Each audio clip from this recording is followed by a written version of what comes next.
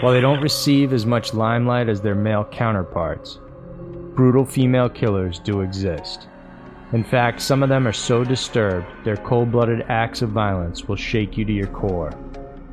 The women in this list committed truly horrific crimes. Here are the top 5 most vicious and vile female killers. Number 5. Audie Sanchez. On July 26, 2009 at 5 a.m., police were called to a white-paneled house on the north side of San Antonio, Texas.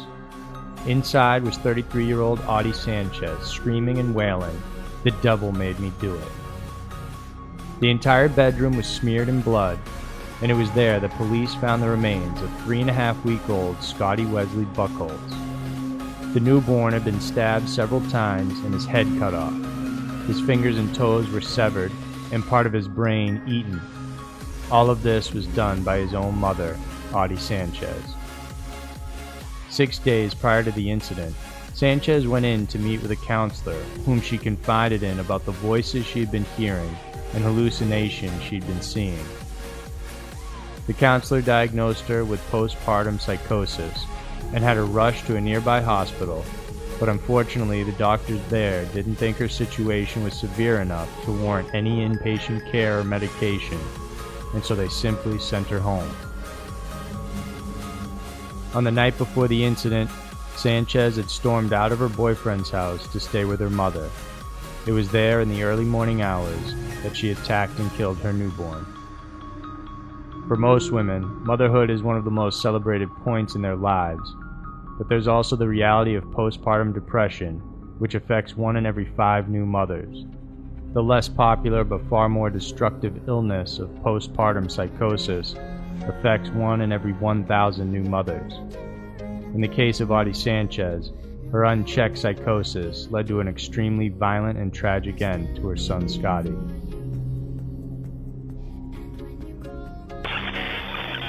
Number 4. Rosemary West. In Gloucester, England, between April 1973 and August 1979, Rosemary West, together with her husband Fred, abducted, terrorized, and killed more than 10 women. Rosemary grew up in a dysfunctional environment. Her father was a schizophrenic who raped her on a constant basis. She was also bullied at school and was a sexual deviant at an early age. In her teens, she met and began dating Fred West. Fred already had a criminal history at the time.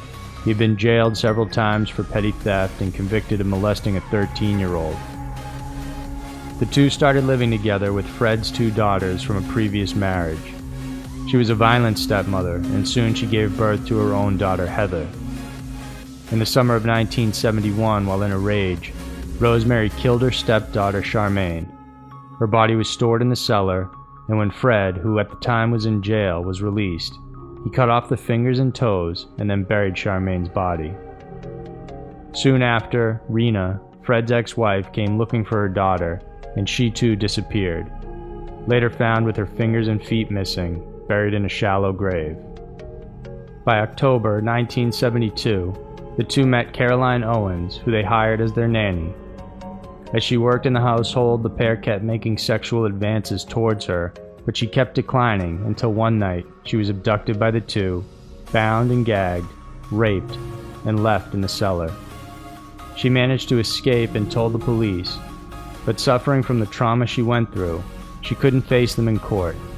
In the end, the Wests only paid a £50 fine. As years passed, the two would increase their murderous activities. They targeted women between their teens and early 20s. Promising them a job, the two would lure the women in the house and proceed to rape and torture them, performing elaborate bondage acts that sometimes lasted for days before finally killing their victims.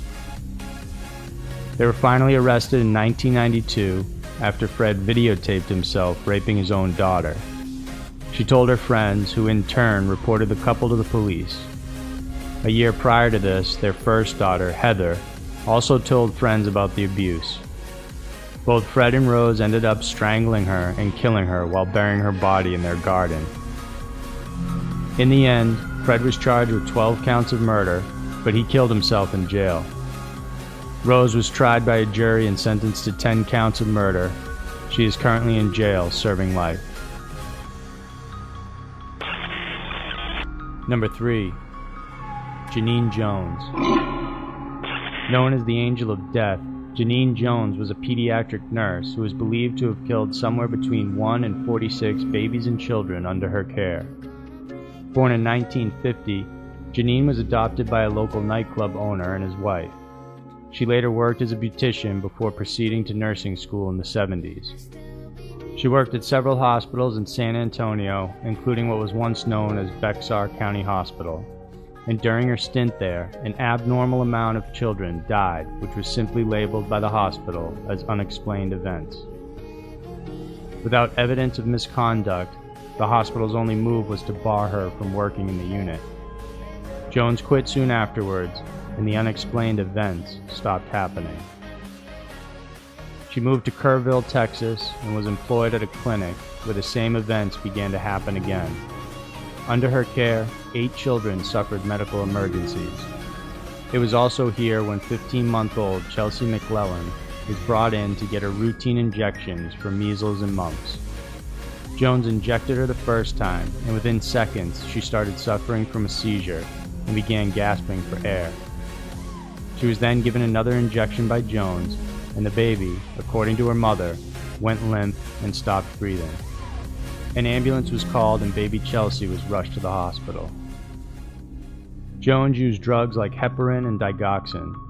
They cause short-term paralysis and quickly dissipate within the body, so there's hardly any traces to find. Jones's primary motivation for her act was to induce a medical crisis, where she would then step in, revive the victim, and receive praise.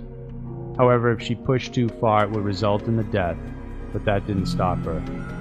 She was able to get away with it for so long because not only could her murders not be proven, but they were often overlooked because no one ever thinks that someone in the medical field, a field where people save lives, would have someone working among them actually trying to kill people.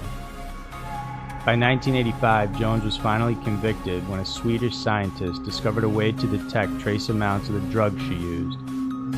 Chelsea's body was exhumed, which led to Jones's conviction, and she was sentenced to 99 years in prison. However, a legal loophole enforced during her conviction could likely see her set free as soon as 2018. Number 2. Nanny Doss. The Giggling Nanny. Nanny Doss may not look like a serial killer, but she's one of the most notorious female killers to ever live, leaving approximately 11 people dead, including her own grandson. Nanny and her sisters grew up under a tight watch in Blue Mountain, Alabama. No boys, makeup, friends, or pretty dresses were allowed in their household. Nanny didn't start having a social life until she got her first job, and soon after she married husband number 1, Charlie Braggs. The two had 4 daughters, but because of the pressures of being a young mother and Charlie constantly cheating on her, Nanny began drinking heavily. It's at this time her 2 middle children mysteriously died of food poisoning. Suspecting Nanny, Charlie took Melvina and left her with the youngest child and his mother. Soon after, Charlie's mother died. Engrossed with her novels and turning to the Lonely Heart column, Nanny soon found husband number 2, Robert Frank Harrelson, and though Nanny later found out he was an alcoholic and an ex-convict, their marriage lasted 16 years. During that time, her eldest daughter Melvina gave birth to Robert in 1943, and another baby daughter in 1945. It's believed that Nanny killed the newborn baby girl in the hospital, while Melvina was groggy after having a difficult birth. Meanwhile, young Robert mysteriously died from asphyxiation while under Grandma Nanny's care. When the Japanese surrendered to the Allied forces in 1945, Robert partied hard, came home drunk, and raped Nanny. In a bout of revenge, she killed him by pouring rat poison inside his corn whiskey jar, and he died later that night. Nanny found husband number 3 from the Lonely Hearts column again. Arlie Lanning was also an alcoholic and womanizer. Soon after, Arlie died of what was said to be heart failure. He left his house to his sister, but it soon burnt down, and the insurance money was collected by none other than Nanny. Nanny hunted for husband number 4 in a singles club called the Diamond Circle Club. Here she met Richard Morton, and although he wasn't a drunk, he was a womanizer and in crippling debt. He soon died from stomach pains, but not before Nanny's mother came to live with them and mysteriously died 3 months earlier. Husband number 5 came in the form of Sam Doss. Unlike all her other husbands, Sam actually cared for Nanny. However, this didn't save him. Just a few months after their marriage, Sam was hospitalized with a severe digestive tract infection. He was released from the hospital after 23 days, where Nanny prepared pot roast and coffee for dinner. Later that evening, he died. Suspicious of Sam's death, the doctor ordered an autopsy and found a huge quantity of arsenic in his system, and Nanny was immediately arrested. She never showed a hint of remorse for what she had done. She was smiling for police photos and seemed to bask in the newfound limelight her killings gave her. She was tried and found guilty for the murder of Samuel Doss and died from cancer in the Oklahoma State Penitentiary in 1965. Number 1. Catherine Knight. The youngest of twins, Catherine was born to Barbara and her partner Ken. Her childhood wasn't pleasant. She was molested by family members until 11 and was a loner and a bully around town. She dropped out of school at 15 without learning to properly read or write, but managed to land her dream job of cutting up and carving meat at the local slaughterhouse. Catherine was so skilled, she was soon promoted and received her own set of butcher knives, which she treasured and hung above her bed so they would always be handy. Her first husband, David Kellett, was a fellow worker who was warned by Knight's mother that if he stirred her up the wrong way, she was going to kill him. On their wedding night, Catherine strangled David because he only had sex with her 3 times before falling asleep. One time when David came home late, a pregnant Knight hit him with a frying pan so hard in the back of the head she fractured his skull.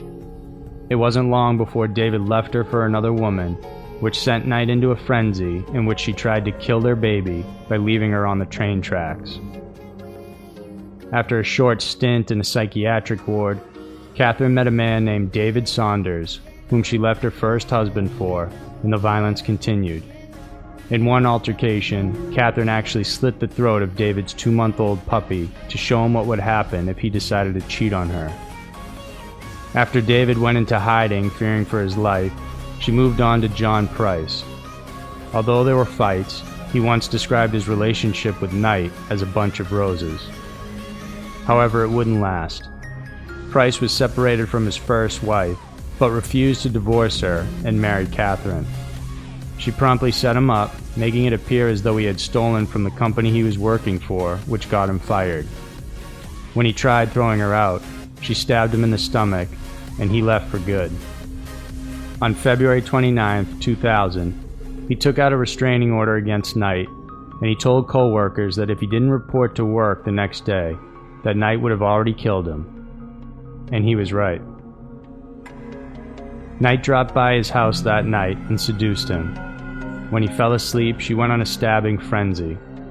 Price managed to get to the front door, but either got dragged back or stumbled back inside, and by then it was too late. He suffered a total of 37 stab wounds, both in the front and back.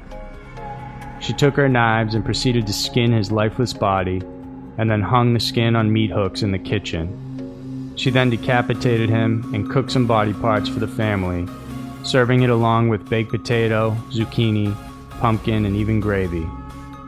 Price's head was found by police stewing in a pot along with vegetables. Knight pleaded guilty after initially claiming amnesia.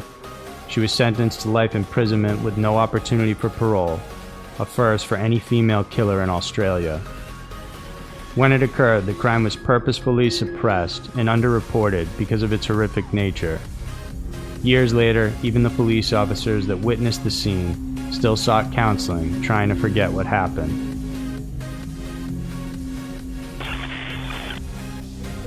So there were the top 5 most vicious and vile female killers. These women are in a league of their own. Whether they killed out of insanity or were a product coming out of their environments, playwright William Congreve may have said it best with his famous line, "Hell hath no fury like a woman scorned."